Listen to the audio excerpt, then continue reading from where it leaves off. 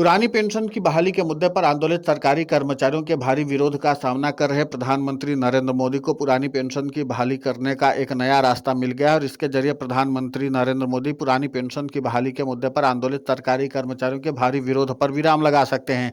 लेकिन इसके लिए प्रधानमंत्री नरेंद्र मोदी को अपनी पेंशन योजनाओं पर कुछ बुनियादी और जरूरी सुधार करने होंगे और इसी के साथ तमिलनाडु के मुख्यमंत्री एम के स्टालिन वाला दांव चलना होगा। आपको बता दें कि तमिलनाडु के मुख्यमंत्री एम के स्टालिन अपने राज्य में पुरानी पेंशन की बहाली का वादा करके सत्ता में आए थे और उसके जरिए उन्होंने सरकारी कर्मचारियों के ओपीएस वाली मांग को पूरा करने के लिए एक नई पेंशन योजना लॉन्च कर दी है।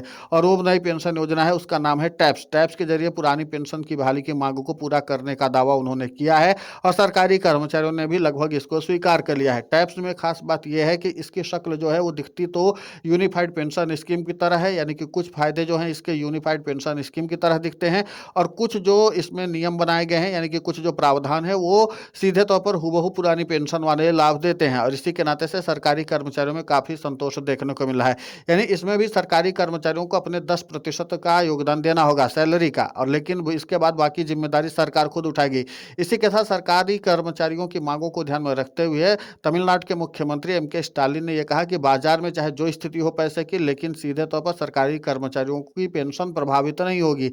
ये भी लाभ सीधे तौर पर ओपीएस वाला मिलता है। इसी के अलावा डीए की जो बढ़ोतरी की मांग की जा रही थी सरकारी कर्मचारियों से, जैसे इसमें बात कर लेते हैं यूनिफाइड पेंशन स्कीम में, तो इसमें डीए की बढ़ोतरी का कोई प्रावधान नहीं है। लेकिन जो टैक्स तमिलनाडु की सरकार ने लॉन्च की है उसमें सीधे तौर पर 2 बार साल में डीए बढ़ेंगे। तो जाहिर सी बात है कि सरकारी कर्मचारियों को जो महंगाई की बात आती थी वो महंगाई वाली भी समस्या यहाँ पर समाधान हो जाती है। तो कुछ प्रावधान ऐसे हैं जो सरकारी कर्मचारियों को ओपीएस वाले लाभ देते हैं और कुछ लाभ ऐसे हैं जो यूनिफाइड पेंशन वाले दे रहे हैं। तो जाहिर सी बात है कि दोनों का कॉम्बो रूप उन्होंने तैयार किया है टैप्स का। अब ये माना जा रहा है कि प्रधानमंत्री नरेंद्र मोदी इस पूरे मामले पर एक गहन मंत्रणा करने की योजना बना रहे हैं और हो सकता है कि टैप्स वाले फायदे जोड़ करके या टैप्स वाले प्रावधान जोड़ करके यूनिफाइड पेंशन स्कीम की नई शक्ल तैयार की जाए और उसके बाद यूनिफाइड पेंशन स्कीम को लागू करवाया जाए, जिसके नाते से सरकारी कर्मचारी उसको सहर्ष स्वीकार कर लें। इसके लिए प्रधानमंत्री नरेंद्र मोदी बहुत जल्द एक बड़ी बैठक करने वाले हैं। इस बैठक में कौन कौन शामिल हो सकता है उसके भी जानकारी जो है हम आपको साझा कर देते हैं। तो इसमें सबसे पहले प्रधानमंत्री नरेंद्र मोदी इस बैठक की अध्यक्षता करेंगे। इसी के साथ वित्त मंत्री निर्मला सीतारमण, वित्त सचिव भी मौजूद रहेंगे। इसी के साथ कैबिनेट सचिव जो हैं टीवी सोमनाथन वो भी रहेंगे। पेंशन विभाग के सचिव वी श्रीनिवास रहेंगे। इसी के साथ नीति आयोग के अध्यक्ष भी रहेंगे। इसी के साथ पीएफआरडीए के चीफ भी मौजूद रहेंगे और आरबीआई के गवर्नर को भी, अरोड़ा साहब को भी बुला सकते हैं इस पूरे मामले पर। और जाहिर सी बात है कि जब इतना बड़ा फैसला लेना है तो कुछ कर्मचारी संगठन जो सरकार द्वारा मान्यता प्राप्त हैं उनके प्रतिनिधियों को भी बुलाया जा सकता है और एक बड़ा और अहम फैसला लिया जा सकता है टैप्स का। यानी कि टैप्स वाले तर्ज पर ही प्रधानमंत्री Narendra Modi unified pension scheme में मॉडिफिकेशन कर सकते हैं और न सिर्फ मॉडिफिकेशन कर सकते हैं, बहुत सारे लाभ उसके जोड़ देंगे। तो जाहिर सी बात है कि सरकारी कर्मचारियों की जो समस्या है उसको दूर किया जा सकता है। टैप्स में कुछ ऐसे फायदे जोड़े गए हैं जिसके नाते से सरकारी कर्मचारियों ने संतोष जताया है। सबसे अहम सुविधा यह है जो सरकारी कर्मचारियों को मिलने जा रही है वो ये है कि डीए 2 बार बढ़ेगा। इसके नाते से सरकारी कर्मचारियों को बहुत ज़्यादा आर्थिक तंगी का सामना नहीं करना पड़ेगा, यानी आर्थिक संकट का सामना सरकारी कर्मचारियों का दूर हो जाएगा। इसी के साथ हम सबसे अहम बात यह कर लेते हैं कि पुरानी पेंशन स्कीम के जो फायदे होते थे, जिसमें कर्मचारी लंबे समय से चाहते थे लेकिन उसके बावजूद भी बीते कई सालों से वही लागू नहीं हो पा रही थी। अब इसको ध्यान में रखते हुए जो ये नई पेंशन योजना लाई गई है टैप्स, उसमें सरकारी कर्मचारियों को ओपीएस वाला भी लाभ मिलेगा। सबसे पहले डीए बढ़ रहा है। इसी के अलावा पेंशनधारी के निधन के बाद परिवार पर आर्थिक बोझ आ जाता है तो उनके नामित परिवार को भी लगभग 60% पारिवारिक पेंशन के रूप में दी जाएगी। जो टैप्स में भी है उसको यूनिफाइड पेंशन स्कीम में शामिल किया जा सकता है। रिटायरमेंट पर ग्रेच्युटी यानी कि संतुष्टि वेतन भी मिल सकेगी।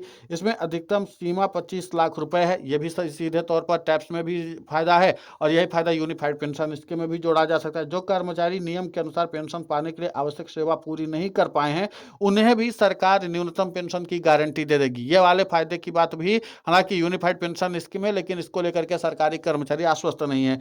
फिर इसके अलावा ओपीएस में जो बातें की जाती हैं उसी के तर्ज पर ही अगर बात करें तो पहले सीपीएस में जुड़कर रिटायर हुए कर्मचारियों को भी विषयक करुणा पेंशन देने का प्रावधान रखा गया है। इसमें भी इसी तरीके का प्रावधान अगर रख देंगे यूनिफाइड पेंशन स्कीम में तो सरकारी कर्मचारियों को काफी सहूलियतें मिल सकती हैं।